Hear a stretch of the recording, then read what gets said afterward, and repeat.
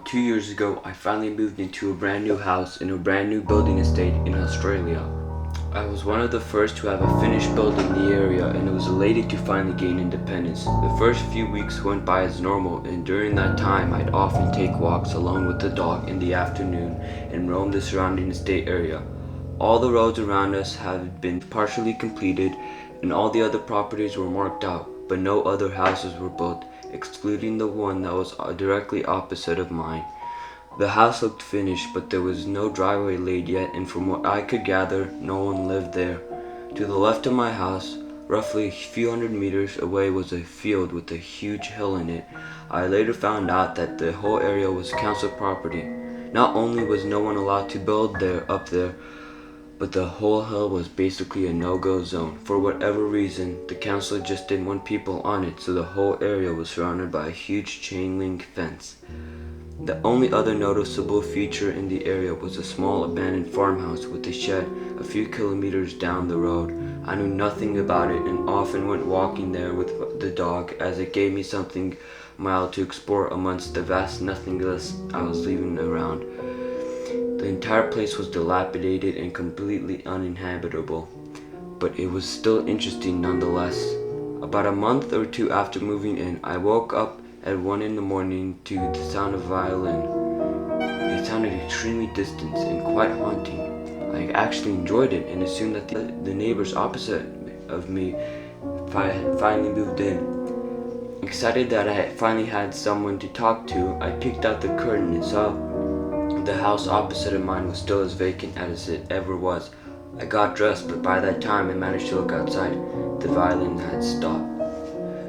This happened roughly every second day for the next week. The violin would wake me up and then just disappear about 45 seconds. I'd ignore it to the point where my curiosity simply got the better of me, and the next morning when I heard the violin playing again, I immediately jumped out of bed, threw on my dressing gown, and shot out the front door. It was barely lit, but the person looked very tall from a distance I was at, and as they were playing what could only be described as a waltz-type walk, spinning slowly around in a circle as they played. I took my eyes off the person and walked over to pick up the morning paper. In the 10 seconds that took me, I heard the violin stop. When I looked up, I noticed the figure was no longer playing or dancing, but now was just standing still and most likely looking in my direction. It was so dark I just stood there for half a minute, not moving, before the creeps got the better of me and I went back inside. After the morning, things started happening. On my walks, I began to notice footprints on the surrounding properties that weren't made by me and that I'd never seen before, which I just assumed were from people walking from the other housing areas down the road. I never awoke to the violin, but I swore I could hear someone walking on the street next to my bedroom window in the early mornings. However, I never saw anything. Other really general things as well, like random tools such as spades and rakes laying around the area, which I guessed were left there by construction crews, none of which I ever saw. I started getting phone calls at work that would immediately hang up on me, and I also stopped walking up to the abandoned farmhouse, as the experience with the violin player had me a little shaken. One night as I was heading to bed, I turned off the television in the living room again, and I could hear the faint sound of a violin playing. However, it sounded more muffled and rehearsed. I froze and a cold chill flowed through me instantaneously. Considering that it was about midnight and not the usual time I'd hear it playing, I went to the front window and peeked out to see that there was a light in the house opposite mine. It was clearly a candle, as I could see the dim flicker in the empty window, and the music sounded like it was coming from an old record player. But in the 10 minutes I watched, I never saw any movement inside the house. I moved from the window and I was freaked out. I heard the music abruptly stop. I peeked out again to notice the light was now out. I never saw anyone, and I began to become unsettled in the house and would often invite friends over to hang out until late. But of course, nothing would ever happen when someone else was with me. I never bothered to tell any of my friends, as without evidence I figured they'd just give me shit about it, and I just become more agitated. But nothing compared to what happened next. In my living area, the desk sits right next to a small window which looks out to the fence surrounding my property. The steel fence is literally an arm's length from the house and about 6 feet tall, so I'd always figured that unlike most other windows, I'd never need to cover this one with a sheet or blanket because no one could ever see in. I usually had headphones on when I played and I always had the lights off for no other reason than I prefer to play video games in the dark. One night when I was gaming, I got up and walked into the dark kitchen and got a beer out of the fridge. It was dead silent, including the faint sound coming out of my headphones. As I closed the fridge and turned around to face the desk, I saw directly out the window two very, very faint lights.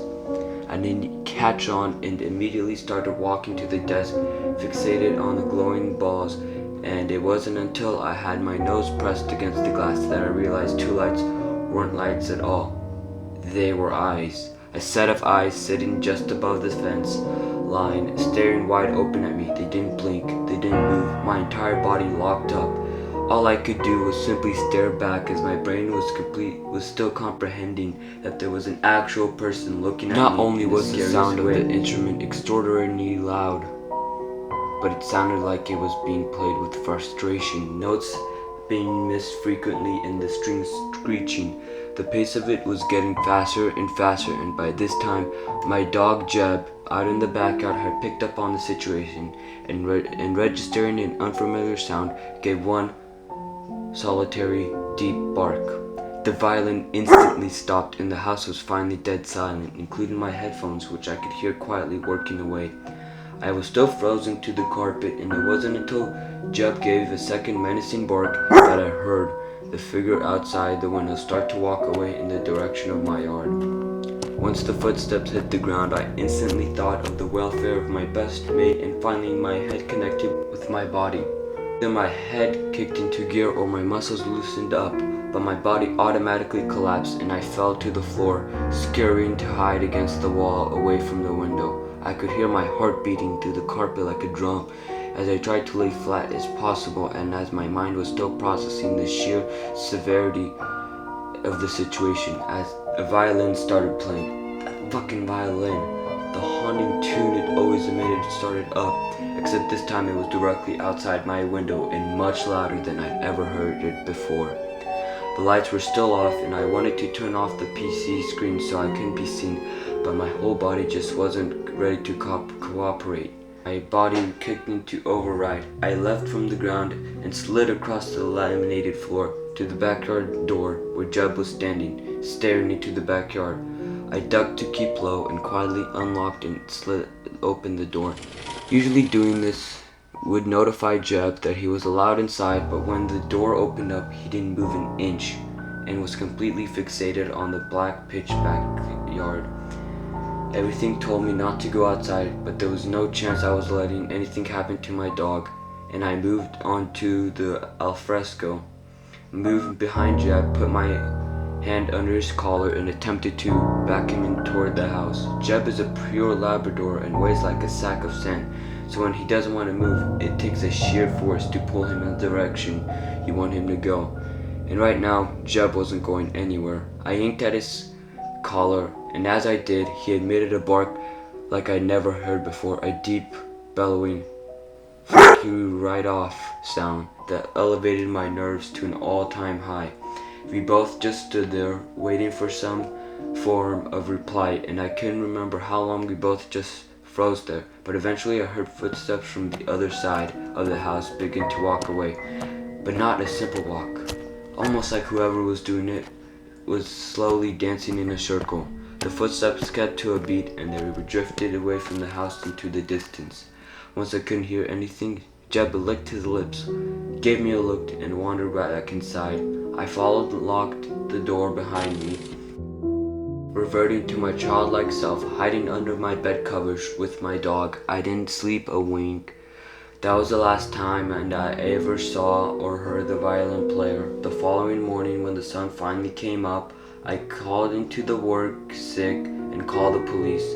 They scoured the lot next to mine and found footprints in the dirt. However, There were so many there that it was impossible to tell whose were whose. The only description I could give to the officer was his height.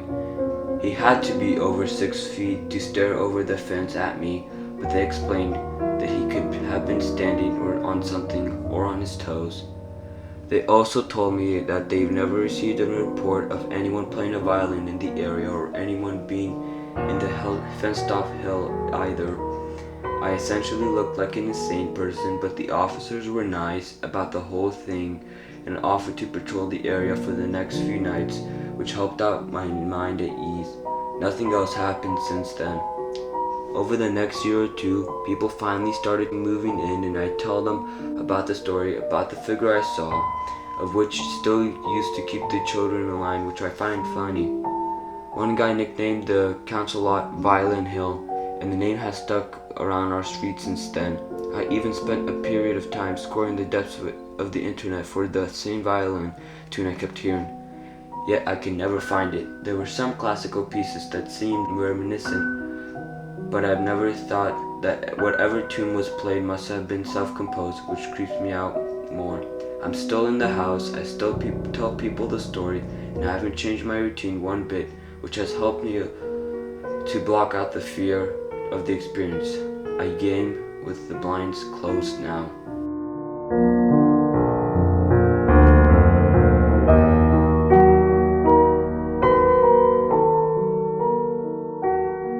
If you like the story, be sure to give us a thumbs up and subscribe.